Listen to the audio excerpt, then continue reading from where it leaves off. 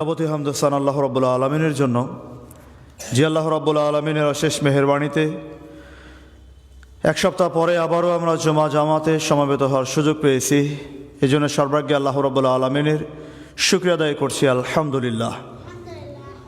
হতপরগণিত দরুদ সালাম বর্ষিত হোক সর্বকালের সর্বশ্রেষ্ঠ মহামানব সাইয়্যিদুল মুরসালিন খাতামুন নবীন, যা রেখে যাওয়া আদর্শ কিয়ামত পর্যন্ত মুসলিম বিশ্ব মেনে চলতে বাধ্য, যার আদর্শের বাইরে কোনো আদর্শ অনুসরণীয় অনুকরণীয় নেই, মুহাম্মদ মুস্তাফা আহমদ মুস্তাফা সাল্লাল্লাহু আলাইহি ওয়াসাল্লামের প্রতি। মুমিনের চারিত্রিক বৈশিষ্ট্য, এই শিরোনামে আজকের আলোচনা জুমার খুতবা পেশ করার প্রয়াস পাবো ইনশাআল্লাহুল আজিজ। আল্লাহর নিকটে পছন্দনীয় এবং প্রিয় হওয়ার জন্য বৈশিষ্ট্য, মুমিন হওয়ার জন্য সেই বৈশিষ্ট্যগুলো প্রয়োজন। মুমিন কারা, কি কি বৈশিষ্ট্য তাদের থাকে,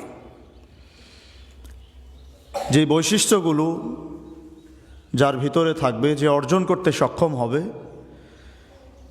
এই বৈশিষ্ট্যগুলোর মাধ্যমে বোঝা যাবে ওই ব্যক্তি ইমানদার, ওই ব্যক্তি মুমিন।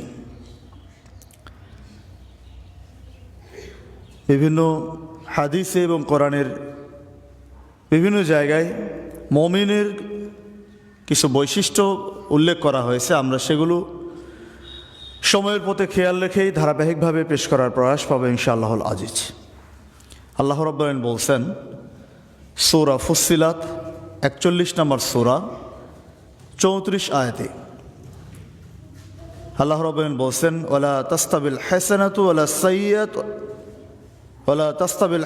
ওয়ালা সাইয়্যাতু উদফা বিল্লাতী হিয়া আহসান।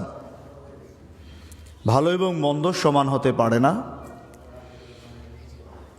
সৎ প্রতিহত করো, মন্দ প্রতিহত করো উৎকৃষ্ট দ্বারা।